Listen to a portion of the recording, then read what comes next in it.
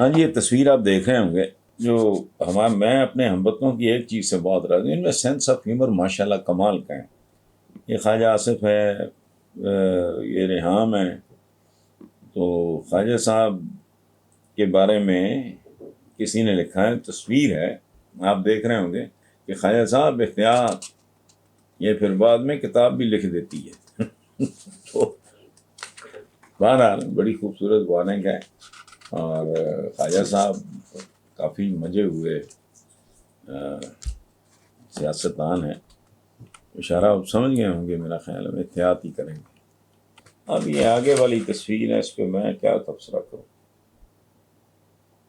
عدلیہ کے 3 عالی شان لوگوں کی تصویریں ہیں، میں زیادہ سلیوٹ کر سکتا ہوں، باقی آپ پڑھ لیں۔